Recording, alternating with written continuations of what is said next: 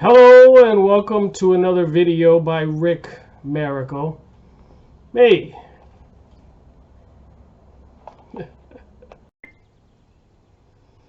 Hello and welcome to another video by Rick Miracle. Me. In my series Freemasonry and Satanism. A new book to look at. A book I have read years ago. So I'm rereading it. Seems like the time is appropriate. Welcome to 1984. George Orwell, 1984. You ever read the book? You heard about the book? Signet Classics. 1984, George Orwell. Read the back of the book here. The year 1984 has come and gone, but George Orwell's prophetic, nightmarish vision in 1949 of the world we were becoming is timelier than ever. 1984 is still a great modern classic of a negative utopia. A startling, original, and haunting novel that creates an imaginary world that is completely convincing.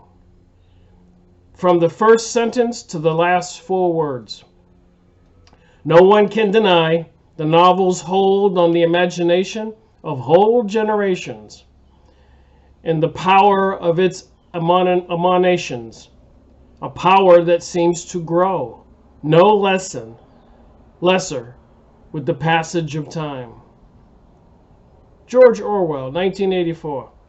So I thought to myself, 1984 in the year 2020. This is May 3rd, Sunday. And I said, is there a common denominator? And there is.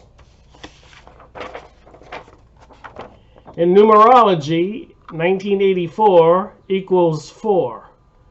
9 plus 1 equals 10. Take away the 0 is 1. 8 plus 4 is 12. 2 and 1 is 3. 3 and 1 is 4. 2020, no explanation needed. That equals 4. So I went up and said, what does 4 mean in numerology? The mystical pragmatism of number 4.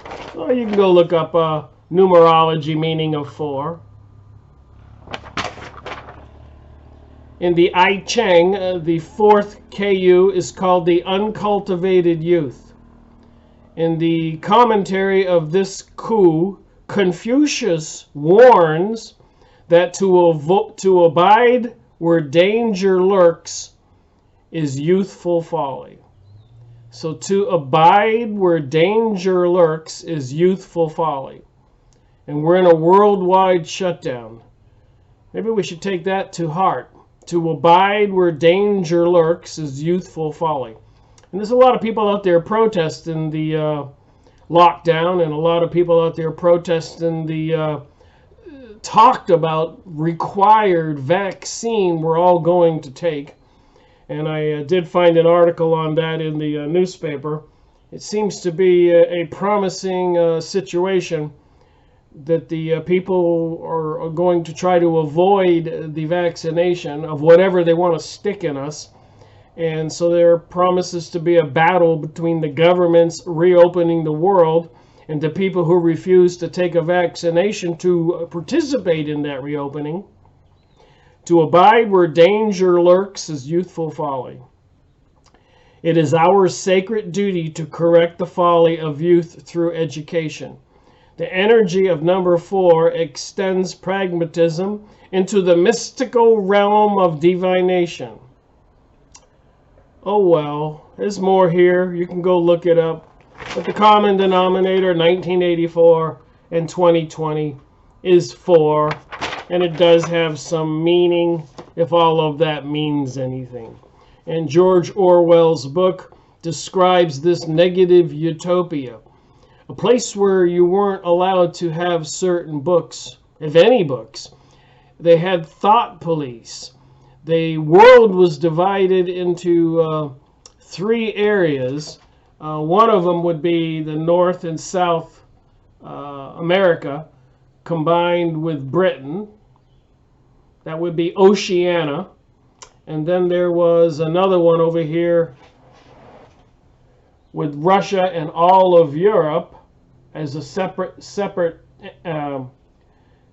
sovereign area country.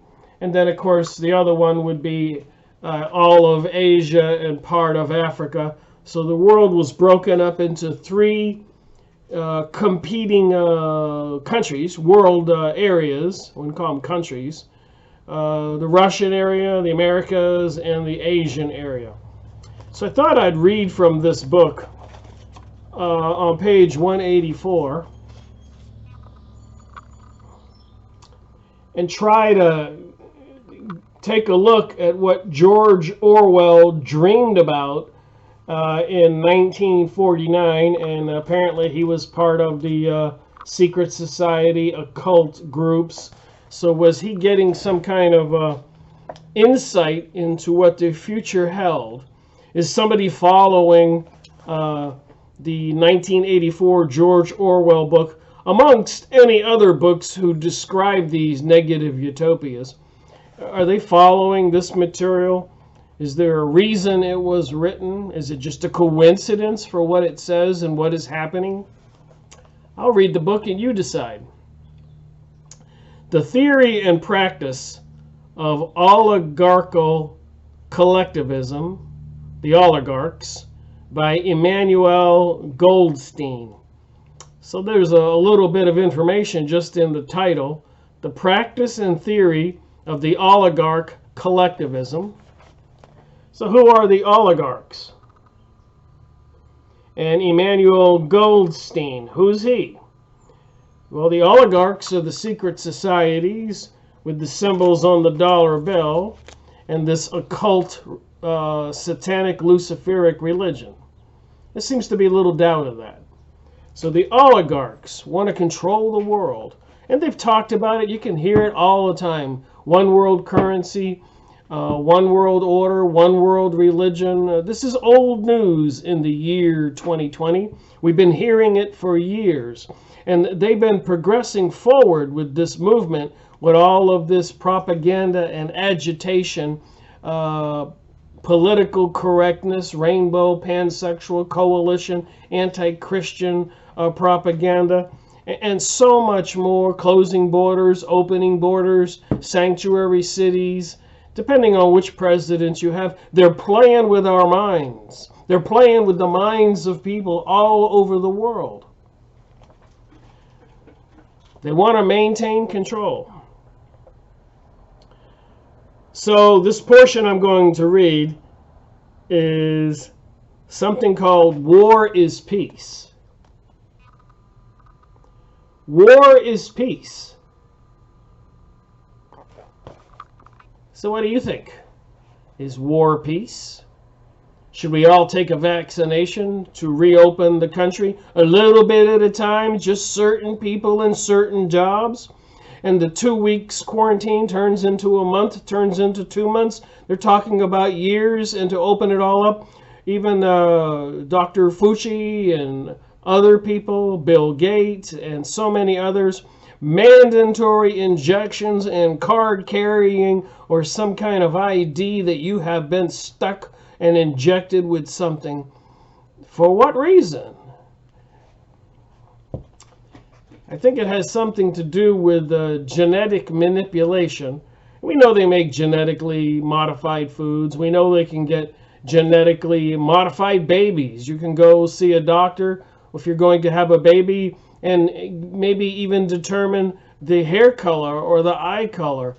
The technologies they have are off the chart right now. So do they really have these technologies to inject us with something, to alter our DNA, to make us more passive robot-like zombies, like you see on TV? I'm just saying, you know, somebody writes a book and says war is peace, and we've been at war as far as I can remember, most of my life, and since all of the 1900s, World War I, World War II, 9/11 in the year 2000, French Revolution, Chinese Revolution, and so many wars, I don't think we can count them all. Economic collapses and destruction. We've been under attack my whole life. We've been under attack for over 100 years. And then if you go back to the 1800s and the 1700s, we've been under attack, if you know anything about history, for 300 years. Since they formed in 1776, the Illuminati, with the Kabbalah, Zionist banksters, Rockefeller, Rothschilds, Morgan, Schiffs, and all these other Illuminati bloodline families. The oligarchs. And apparently one of their big beefs is, as we all become a little bit wealthy, something strange happens. We read books, we become intelligent, and we realize what's happening to the world. And these people are worried about us threatening their world control. There's plenty of books. I've gone over many of the books. But let's do this from George Orwell's book, 1984, from his dream in 1949. The splitting up of the world into three great superstates. So they call it three great superstates. This is a superstate, the Americas. This is a superstate, Russia and all around Germany, all the way here, all the way here. All this is a superstate. Europe and then all this northern area. And then, of course, down here in the southern area, excuse me, it's backwards. When you move your left hand, it moves right on the TV screen. So this is a superstate all the way across Africa. 1, 2, and 3. According to this book. That's the plan, according to this book, if this is real. Three great superstates was an event which could be, and indeed was foreseen, before the middle of the 20th century, that would be the 1900s, with the absorption of Europe by Russia and the British Empire by the United States. Two of the three existing powers, Eurasia and Oceania, were already effectively in being. The third, East Asia,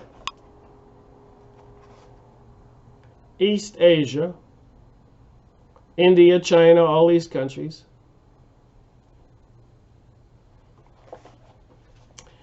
only emerged as a distinct unit after another decade of confused fighting. The frontiers between the three superstates are in some places arbitrary, and in others they fluctuate according to the fortunes of war, but in general they follow geographical lines. Anyways, I'll point to you this area here. But from here all the way over to here is an arbitrary line that doesn't belong to this superstate or this superstate. All along here, all along the equator. So this superstate belongs to this area, this superstate, and then of course this superstate.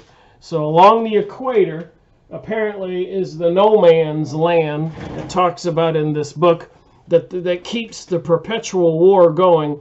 Everybody fighting from here all the way over to here to Hong Kong for the territory. And so the Eurasia gains some ground, and then Europe gains some ground, and then over here the Americas gain some territories. So this whole area above my head is the landmass, and the people are used for fodder. There's a lot of natural resources in this territory. So the three superstates are in business to keep this war perpetual, forever and ever and ever, as if we haven't already seen that. Okay, the frontier, they call it a frontier. So where my hand is here, all the way over to here, is the frontier that divides the two superstates. Three superstates. The frontier between the three superstates are in some places arbitrary, and in others they fluctuate according to the fortunes of war, but in general they follow geographical lines. Eurasia comprises the whole of the northern part of Europe. Eurasia. And Asiatic landmass from Portugal to the Bering Strait. So Portugal would be right here, and the Bering Strait, I guess, is over here, down here.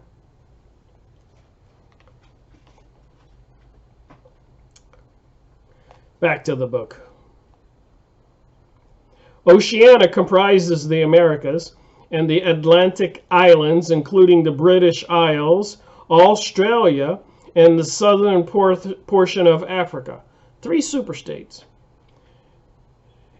East Asia, smaller than the others, with a less definite western frontier, comprises China and the countries to the south of it. So you can see the countries south of China, and the Japanese islands, and a large but fluctuating portion of Manchuria, Mongolia, and Tibet. In one combination or another, these 3 superstates are permanently at war, and have been so far for the past 25 years. War, however, is no longer the desperate, annihilating struggle that it was in the early decades of the 20th century, the 1900s. It is a warfare of limited arms between combatants who are unable to destroy one another and have no material cause for fighting, and are not divided by any genuine ideological differences. So it's these oligarchs, it's like 3 huge superstates, 3 huge corporations made of these wealthy people, have divided the world amongst themselves. If you've ever seen the Hunger Games movie and other TV movies they've made. So apparently somebody's read this stuff, and they've been telling us all along what they're going to do. This is not to say that either the conduct of war or the prevailing attitude toward it has become less bloodthirsty or more chivalrous. So it is war, people die, and it's quite vicious. On the contrary, war hysteria is continuous and universal in all countries, and such acts as raping, looting, slaughter of children, the reduction of whole populations to slavery, reprisals against prisoners, which extend even to boiling and burying alive, are looked upon as normal, and when they are committed by one's own side and not by the other enemy, meritorious. So it's honorable and meritorious to bury alive or boil the prisoners. You think this is crazy? You have any idea, from my imagination and for what's already happened in my entire life, if this world lockdown continues and they force everybody to take an injection and alter ourselves, maybe turn us into a zombie-like character, and they want to continue their utopian realities with the populations being slaves, and if any of this is real in this book, and all the other books I've gone over, and all the books where they said they were going to do this, it's going to prove to be one horrific, horrible place to live, planet Earth, in the next foreseeable future. But in a physical sense, war involves very small numbers of people, mostly highly trained specialists, and caused comparatively few casualties. So in the Americas, or in the Russian area or the Asiatic area, in the population, in the cities, everybody will be under mind control. And in those areas, there won't be a whole lot of actual visual warring going on, only in the equator area, all the way across here. In the frontiers, the areas that they keep battling back and forth for through treacherous action or bombs or whatever. It's apparently an endless game of chess with the three super states playing a three chess game. Instead of black and white pieces, you got three different chess pieces. The fighting, when there is any, takes place on the vague frontiers whose whereabouts the average man can only guess at. So the people in Americas will not know anything that's really going on. The people in the Russian territories, Northern Asia, all of this, citizens won't really know what's really going on. Of course, the Asiatics will be demonized, the Americas will be demonized, and in America, the Northern Euro-Asians will be demonized, the Asiatic people will be demonized. We, the people, will be under constant propaganda and lies, and every now and then a bomb will explode somewhere, and we'll keep the perpetual war going and going and going and going and going. I've pre-read all this stuff, so pardon me. It just boggles the mind to even have the conversation. But I think it's a conversation we have to have.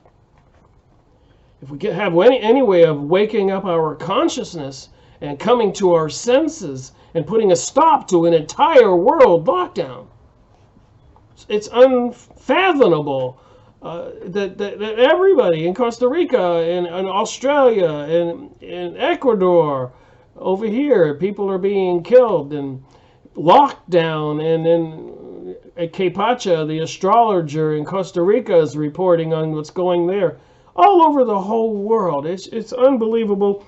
They really have their handle on mind control and convincing everybody, and they know these things. They've been studying mind control for the past 100 years. They knew what it would take to bring this about. They were kind of failing at the global warming thing, the climate change thing, the terrorism thing, the sustainability thing, the pansexual gay agenda thing, the anti-religion thing. They just weren't getting the meat here, the sustainability for this change, this globalism that they wanted. So obviously it's not going to be globalism. It's going to be three super states, all who are using their populations to compete with each other to keep a perpetual war, as it says here.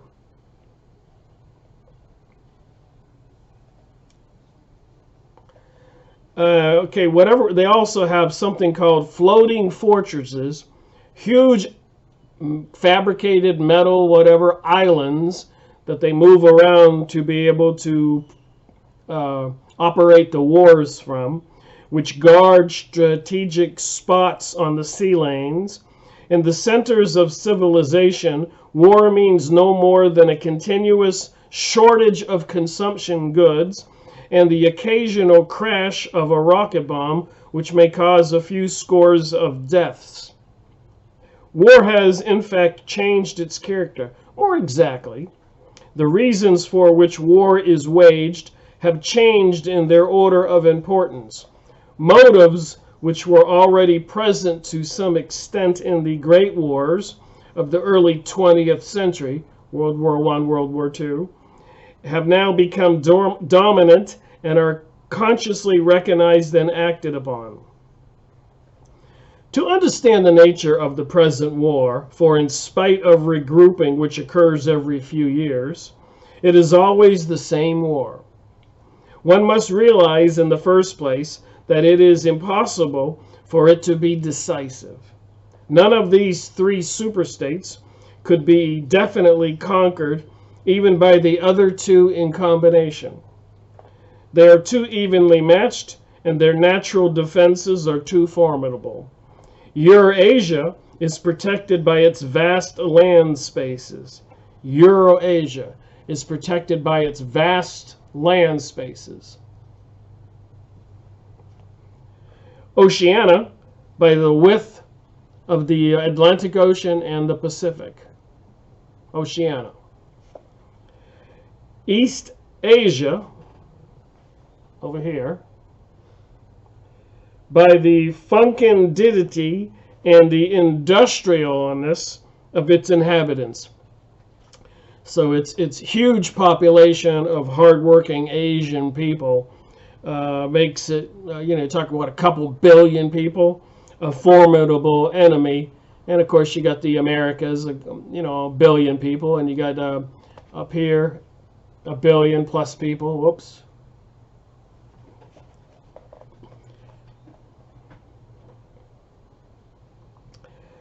Eurasia, I said, that is protected by vast land spaces. Secondly, there is no longer, in the material sense, anything to fight about. So there's really nothing to fight about other than continuing to have the industrial production and manufacturing of food and other items, goods, and to keep everybody busy and to keep the competition going and using the resources on the planet and the humans, and the way the oligarchs can maintain their kingdoms, their utopian kingdoms.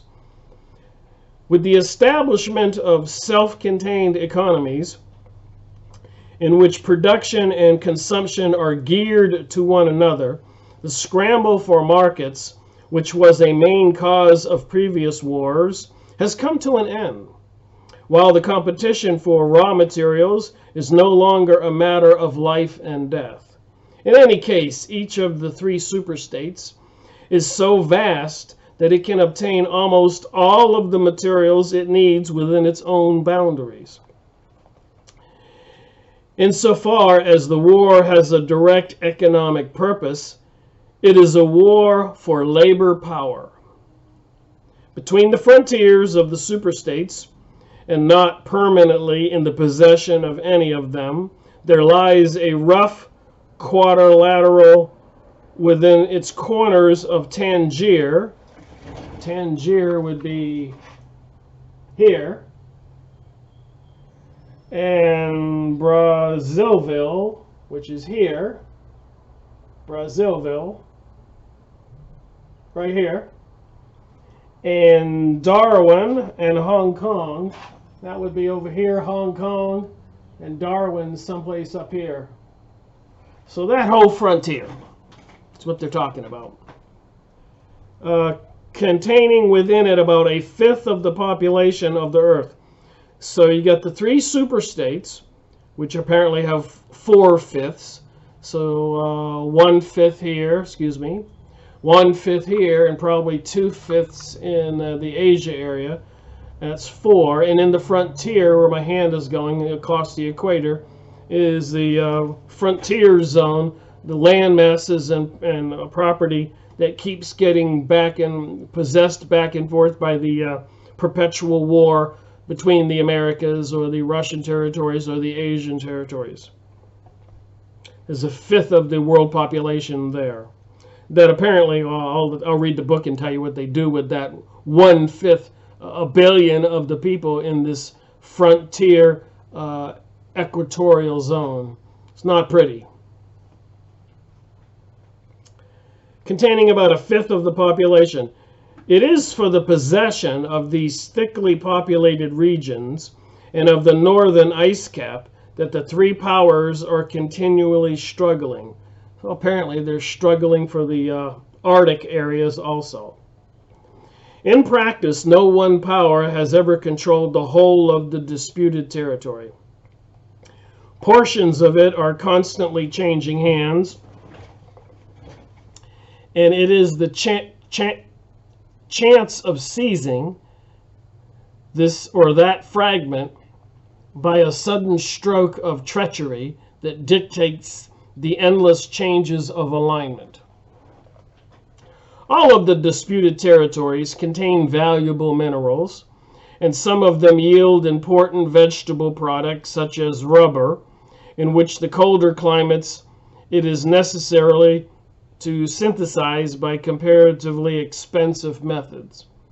But above all, they contain a bottomless reserve of cheap labor.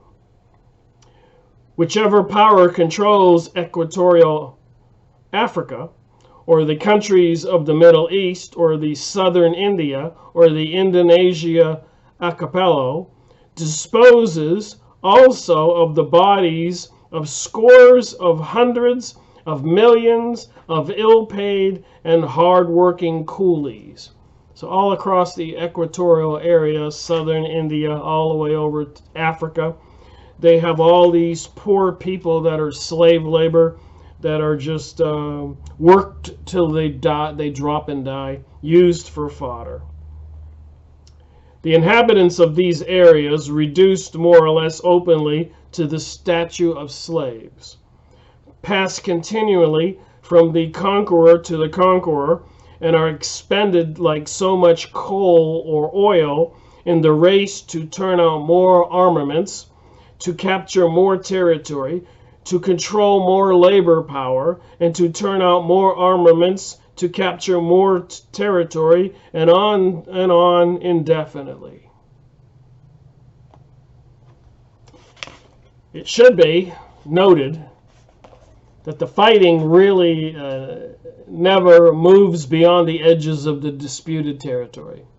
The frontiers of Eurasia flow back and forth between the basin of the Congo and the northern shore of the Mediterranean.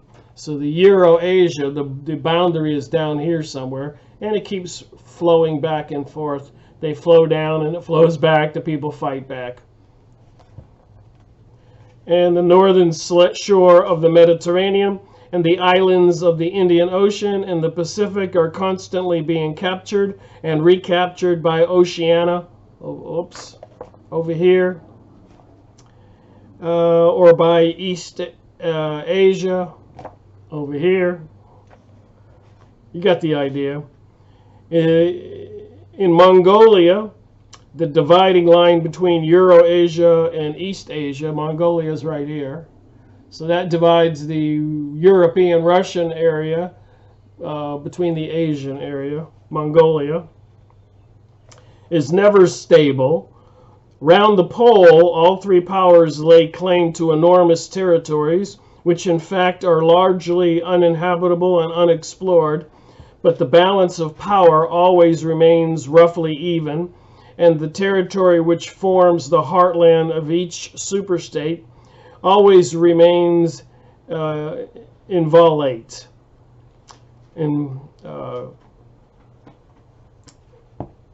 Inviolate.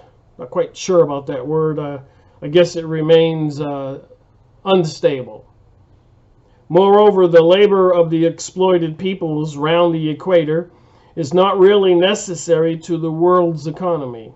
They add nothing to the wealth of the world, since whatever they produced is used for the purposes of war, and the object of waging war is always to be in a better position in which to wage another war.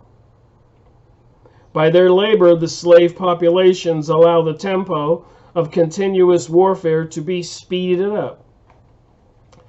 But if they did not exist, the structure of world society and the process by which it maintains itself would not essentially be different. So even if they didn't have this perpetual war in the frontier territories, in the Eurasia or the East Asia or the Oceania, the citizens in those countries, life would not be too much different. It's a complete blackout. You're not allowed to understand, to speak the Asian languages if you're in Oceania. And if you're in Asia, you're not allowed to understand English. They don't want people communicating with each other. And the European languages, these peoples are monitored by mind control and monitoring programs. Thought police even. They're not allowed to know the Asian languages or the English language over here.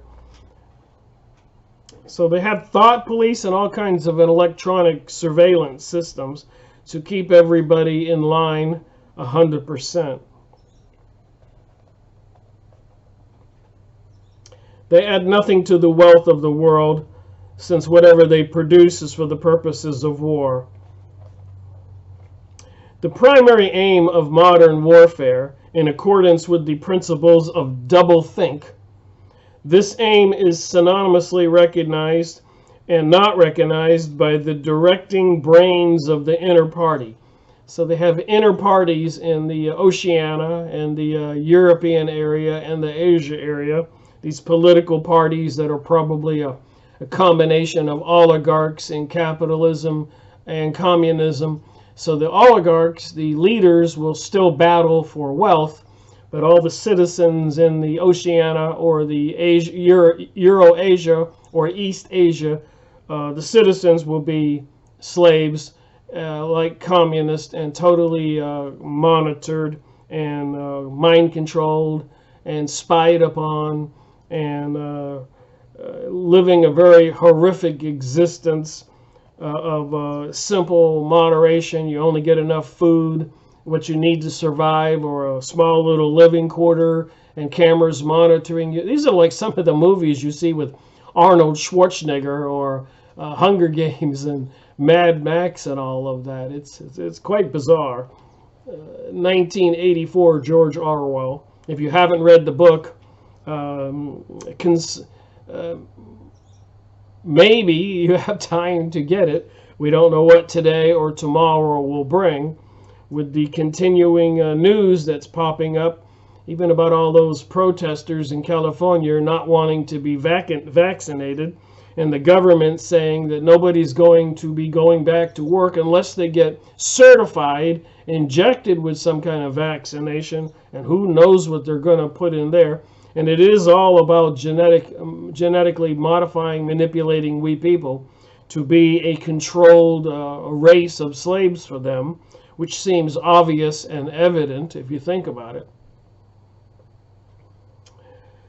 The aim is simultaneously recognized and not recognized by directing brains of the inner party, is to use up the products of the machine without raising the general standard of living. Ever since the end of the 19th century, the problem of what to do with the surplus of consumption goods has been latent in the industrial society.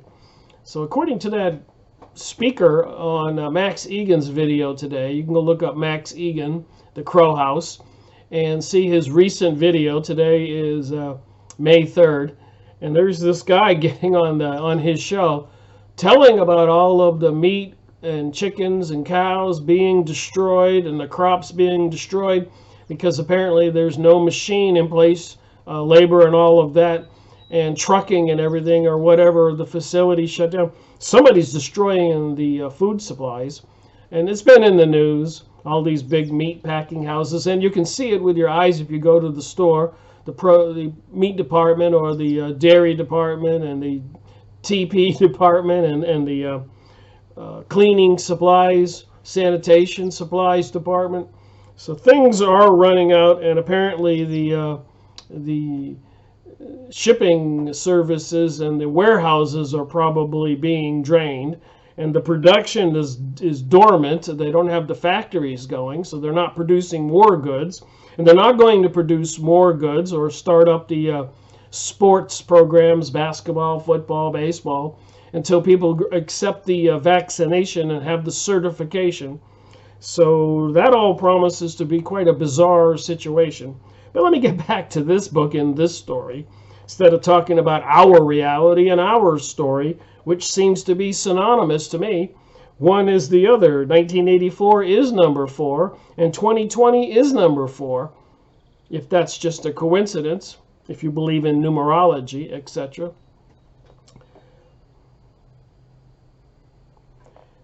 At present, when few human beings ever have enough to eat, this problem is obviously not urgent, and it might have become so even if no artificial process of destruction had been at work.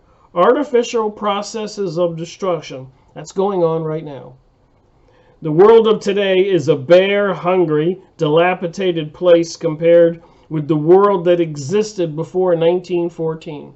So before World War I, 1914, June, in December 1913, with the President Woodrow Wilson put into power, put into the presidency, by manipulation of the elites of the world, Zionist, Kabbalah, secret societies, because the previous president, President Taft, rejected these people and their aims for what they wanted to do in the world. So they told President Taft, That's okay. We have enough power. We'll put our president in the presidency, see? So Woodrow Wilson got there and immediately assisted these people in forming the Federal Reserve December 21st, 1913. And 6 months later, they were able to kick off World War I. So they had to do all this and plan for all this and finance this and deceive the American people to go fight in this war, and the people in Europe and the people in Asia, all over the planet. This whole program has been going on for over 100 years. To me, it's been going on for about 300 years, and there's books that describe the planning of the whole thing. And I've made videos about those books.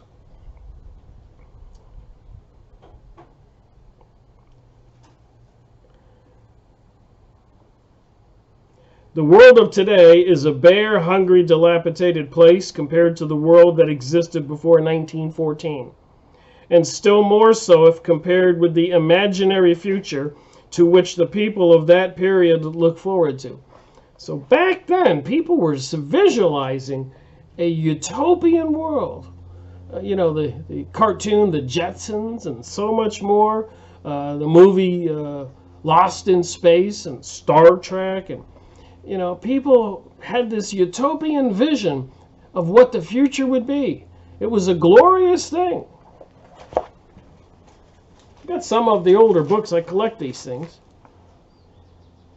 They had flying saucers, this kind of propaganda to change our paradigm and thinking. Look at this yacht.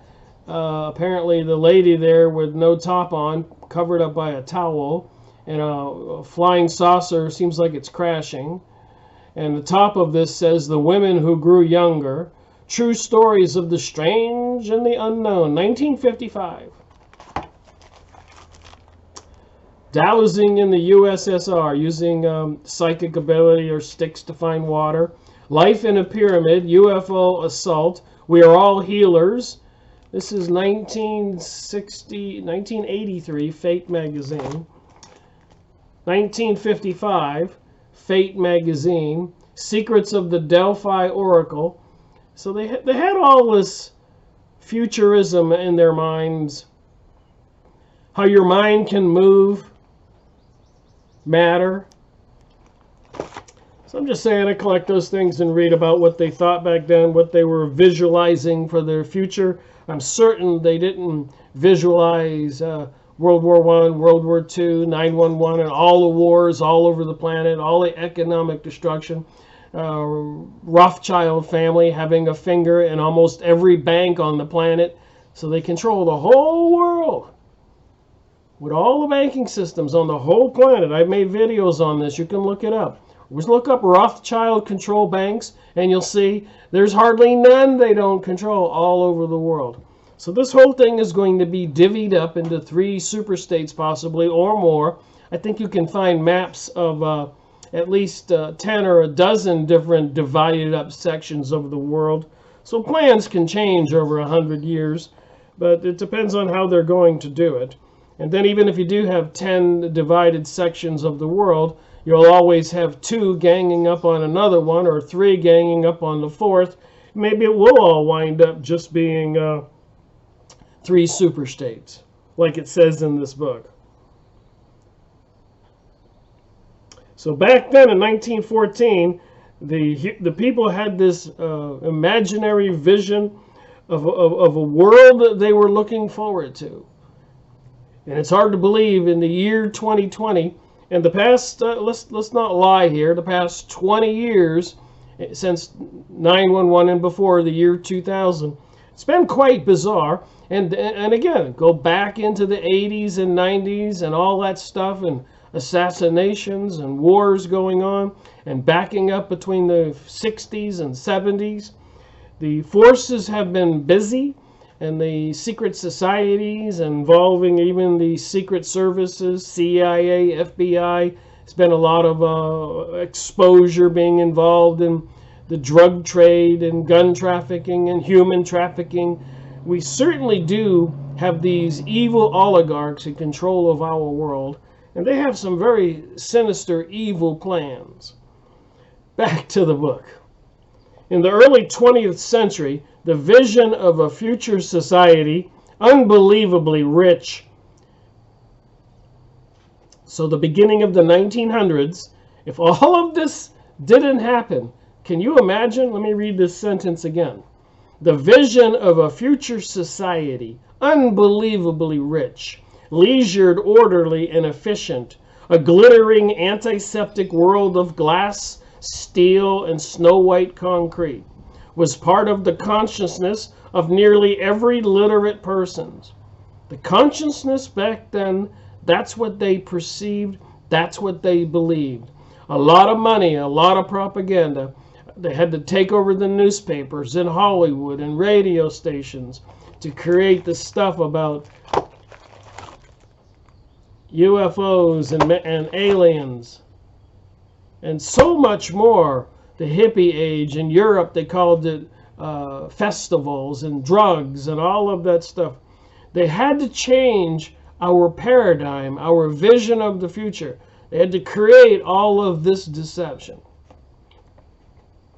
So back then they had this dream of a utopian world, families everywhere, consciousness of nearly every literate person. Science and technology were developing at prestigious speed. When I grew up, we had those, I've seen black and white TVs, and then I remember when colored TV came out, and then the first computers with those Tandy computers. I used to play ping pong on those things. And I've seen it all unfold. Regrettably, it hasn't unfolded to the betterment of mankind. They've been using the technologies and everything else and the money and the labor of the people all over the world for all of their wars and killing and all of the insanity that's been going on. And it's not even so it seems. It is what it is. It has happened. Anybody can verify it. And it seemed natural to assume that they would go on developing. So those people before 1914, before World War I, didn't have an inkling or any idea that their vision of a utopian sci-fi world like the Jetsons wouldn't come about. Anyways, this failed to happen, partly because of the impoverishment caused by a long series of wars and revolutions, partly because scientific and technical progress depended on the empirical habit of thought, which could not only survive in a strictly regimented society. Interestingly enough, if you think about it, back then the people were quite obedient to the governments. They were more docile. They were more family valued. If the insane people hadn't have done what they've done, they could have taken this well-behaved, mild-mannered, intelligent society and really made one heck of a crazy good planet. As a whole, the world is more primitive today than it was 50 years ago. So when was this book published? George Orwell, copyrighted in 1950, 1949, again in 1977, 1961, so about 1950. Certain backward areas have advanced, and various devices, always in some way connected with warfare and police espionage, have been developed, but experiment and invention have largely stopped, and the ravages of atomic war of the 1950s have never been fully repaired. So all of that stuff, nuking Japan and so much more, World War II, even 9/11, or economic collapses, and all these other things, all this propaganda, all this deception, it really has disturbed the consciousness of people all over the world, whether you're in Europe or Asia, South America, North America. And a lot of people who got wind of what was going on were removed one way or the other, disappeared, assassinated, framed, imprisoned, bribed. Nevertheless, the dangers inherent in the machine are still there.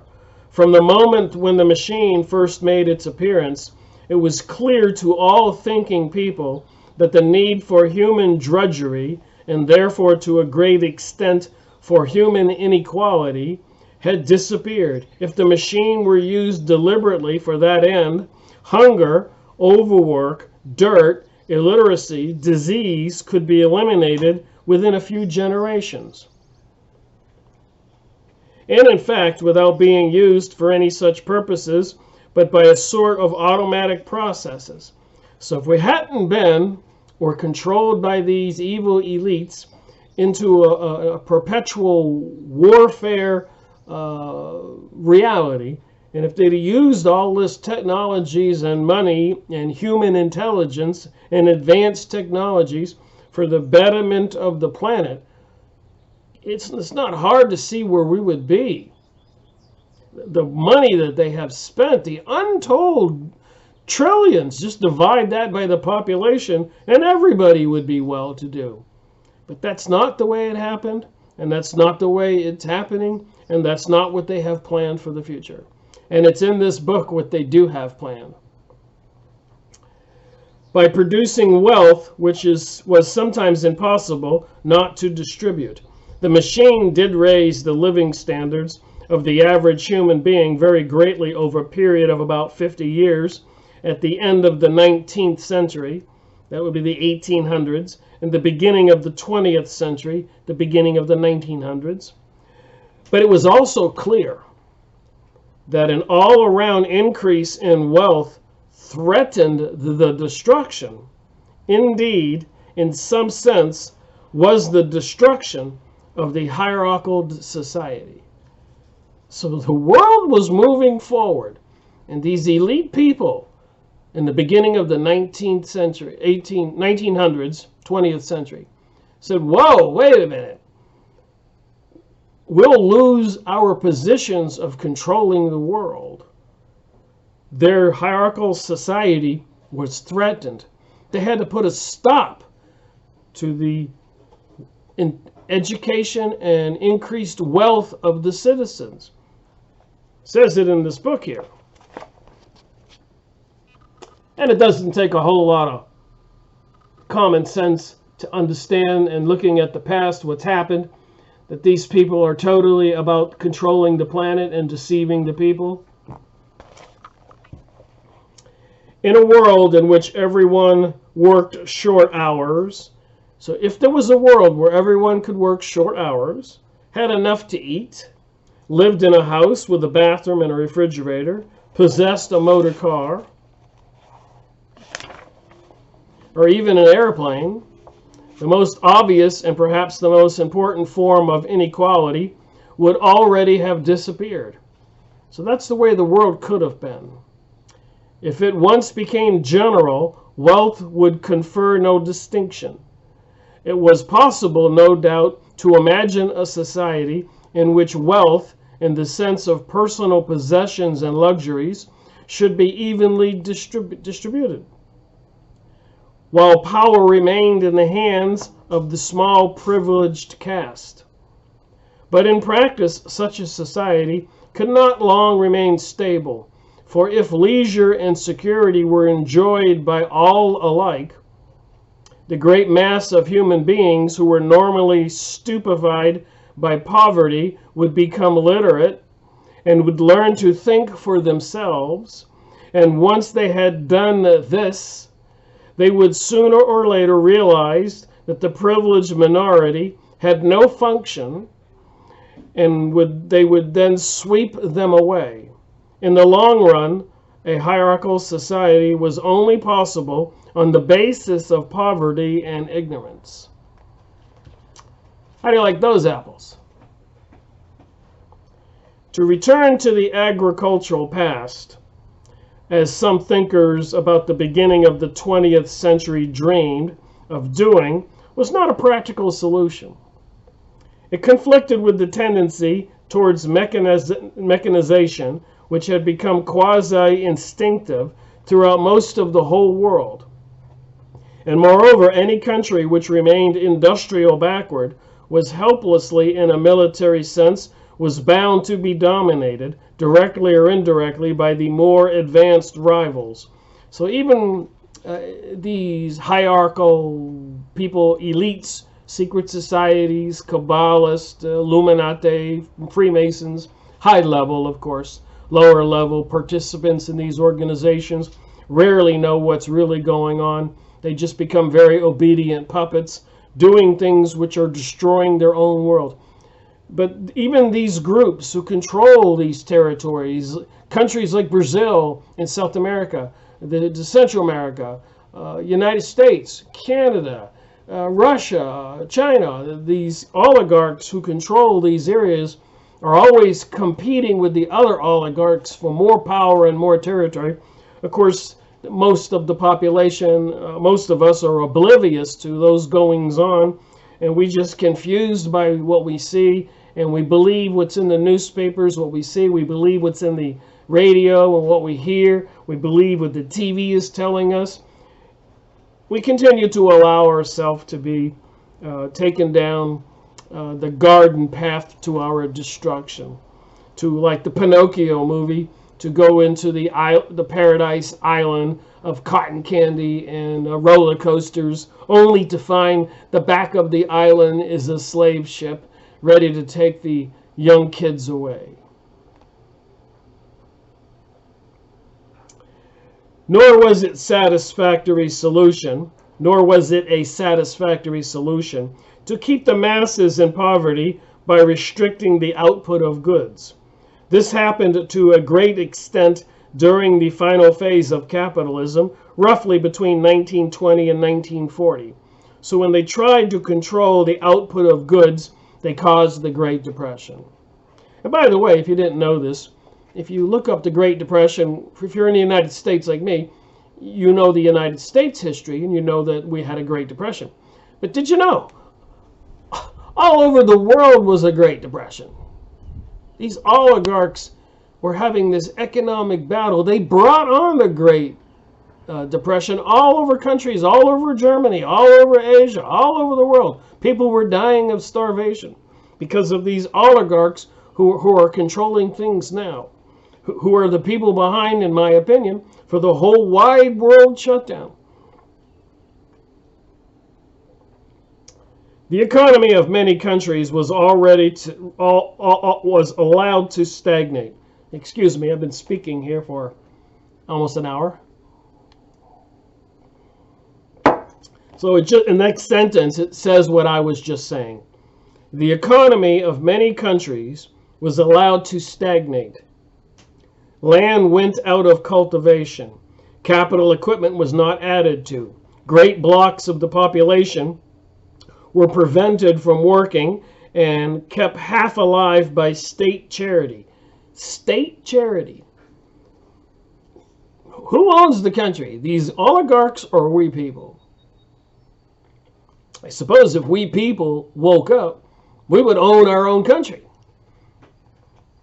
But this too entailed military weakness, and since the privations it inflicted were obviously unnecessary, it made opposition inevitable. The problem was how to keep the wheels of industry turning without increasing the real wealth of the world. Goods must be produced, but they need not be distributed.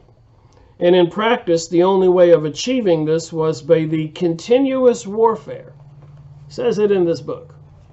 The continuous warfare was the solution. The essential act of war is destruction, not necessarily of human lives, but of the products of human labor. War is a way of shattering to pieces, or pouring into the stratosphere, or sinking in the depths of the sea, materials which might otherwise be used to make the masses too comfortable, and hence, in the long run, too intelligent.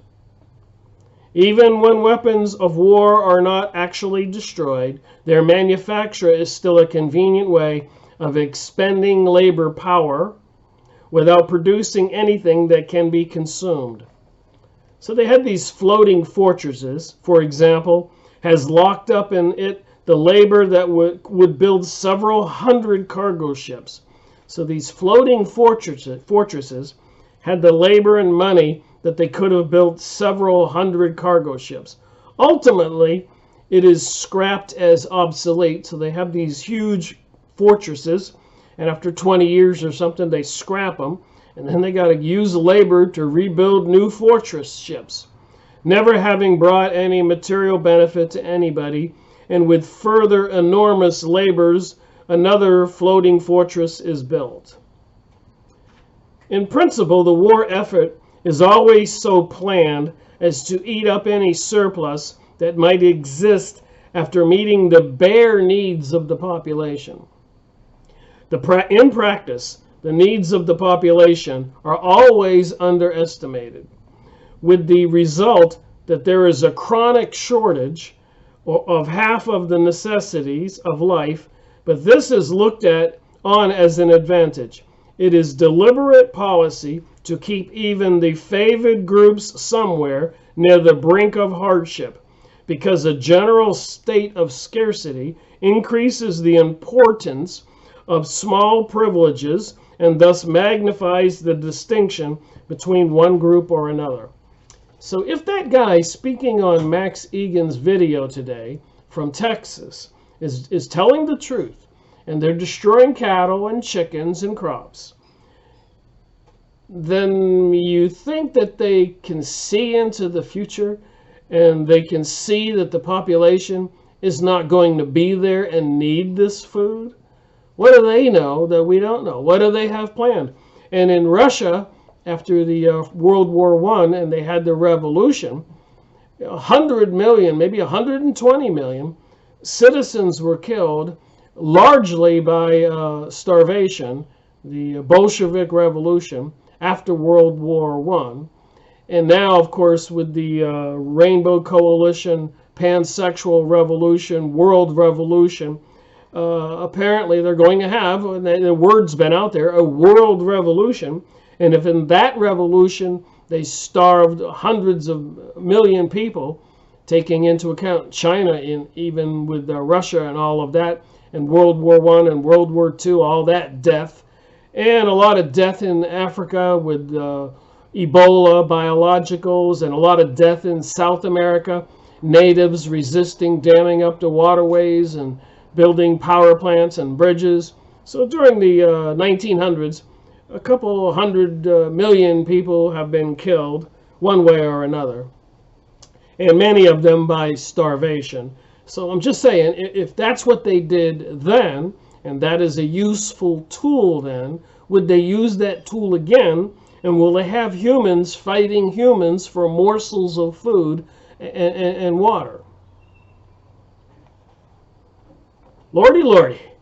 I think I like discussing this, but I think opening up our minds and being prepared and getting ourselves in order and seeing reality for what it is, the past, the present, and future, is probably a smart thing. Waking up is a smart thing. By the standards of the early 20th century, even a member of the inner party lives an austere, laborious kind of life. So even the people who work for the oligarchs, the politicians in the inner party, are going to live a little bit of austerity.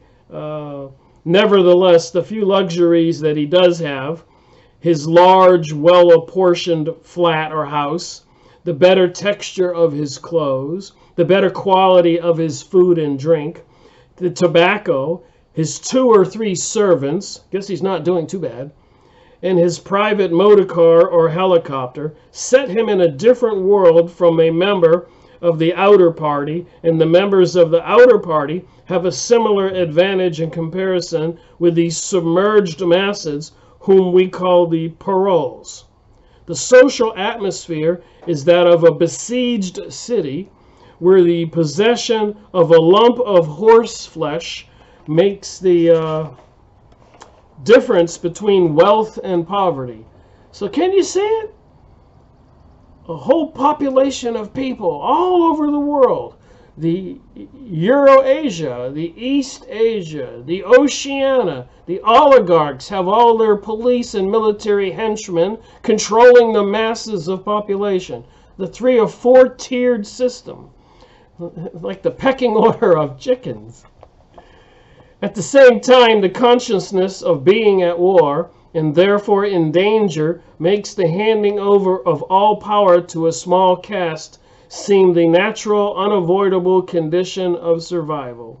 So in a world like this, the mass of citizens will be obedient to the military and their police masters. And the police masters and the military will be obedient to their executive controllers. And the executive controllers will be obedient to the small group of oligarch people that control the whole world and tell them what to do. Can you see it?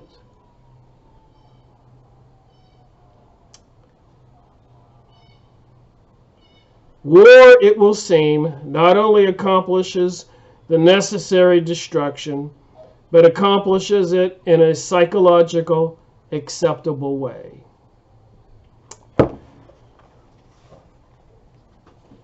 Well, not for me. What's that license plate in New Hampshire or Vermont? Give me liberty or give me death. Will the people succumb to this worldwide enslavement from Brazil, Ecuador, Argentina, Mexico, Costa Rica, America, Canada, China, Russia, Germany, Austria, Spain, France, Portugal, Algeria, all these countries in Africa, Australia, New Zealand, India, Vietnam, Thailand, Korea, Japan, the Philippines, the whole world, the Eskimos. Will we? Thank you for watching my video, Rick Miracle Reporting. There's a comment section below. Copy the link, send the video to other people. Please use your God-given brain. Act rationally. I don't believe in promote violence.